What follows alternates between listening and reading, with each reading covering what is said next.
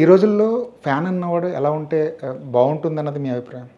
రెస్పాన్సిబుల్గా ఉండాలి, రెస్పెక్ట్ఫుల్గా ఉండాలి. అంటే ఎవరిని వేరే వాళ్ళని ఇప్పుడు కొన్ని చూస్తుంటే ఆన్లైన్లో ట్రెండ్స్ అది చాలా ఆ ఫ్యాన్ పదాన్ని గౌరవం తగ్గించే విధంగా ఉంటున్నాయి.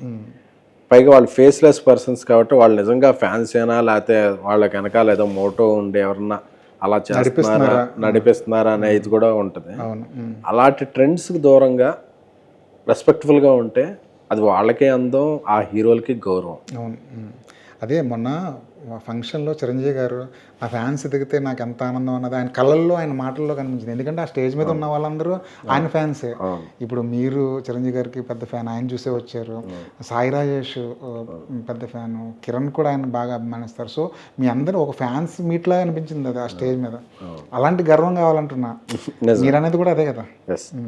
అల్లు అర్జున్ గారికి, రామ్ చరణ్ గారికి, పవన్ కళ్యాణ్ గారికి ముగ్గురికి 3 రకాలైన పాత్స్ ఉన్నాయి. ముగ్గురు డిఫరెంట్. వాళ్ళ యాటిట్యూడ్ ప్రకారం, వాళ్ళు చేసే సినిమాల ప్రకారం, లేదంటే వాళ్ళకున్న ఇమేజ్ ప్రకారం ముగ్గురు 3 డిఫరెంట్ వేలో ఉంటారు. కానీ ముగ్గురికి ఏకకాలంలో మీరు పిఆర్గా పనిచేశారు.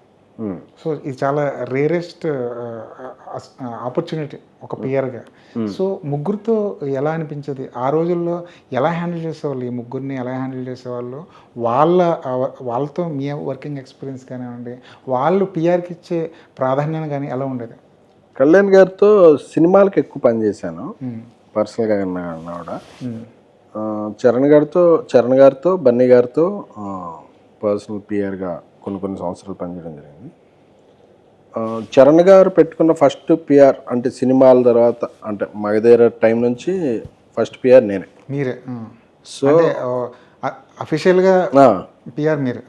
బన్నీ గారికి అంతే, ఆర్య తర్వాత ఫస్ట్. సో వాళ్ళు నా మీద పెట్టుకున్న నమ్మకాన్ని కూడా నేను చాలా నిలబెట్టుకోవడానికి చాలా కష్టపడేవాడిని. ఎందుకంటే మామూలుగా అదేదో జాబ్లా పనిచేయడం వేరే, నేను అభిమానించే వ్యక్తులతో అసోసియేట్ అయ్యి వాళ్ళ ఇమేజ్ని ముందుకు తీసుకెళ్ళే ప్రమోషన్లో నేను ఉండటం అనేది చాలా నాకు బాధ్యత ఎక్కువ ఉంది. నాకు బాగా లవబుల్ థింగ్ అనమాట. నాకు అదో రెస్పెక్ట్లా ఫీల్ అయ్యేవాడిని. ఇద్దరు కూడా నాకు చాలా మంచి సపోర్ట్ ఇచ్చారు. బన్నీ గారు ప్రొడక్షన్లోకి వెళ్తున్నప్పుడు మంచి సపోర్ట్ ఇచ్చారు.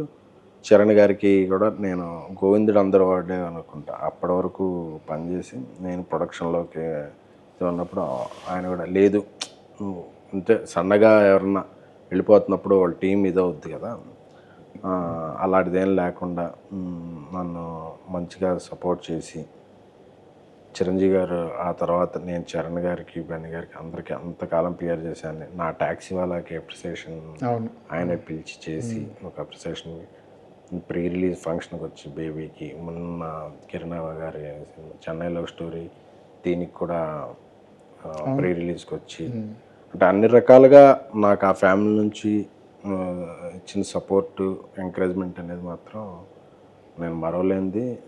నేను సదా కృతజ్ఞుడిగా ఉంటాను వాళ్ళకి.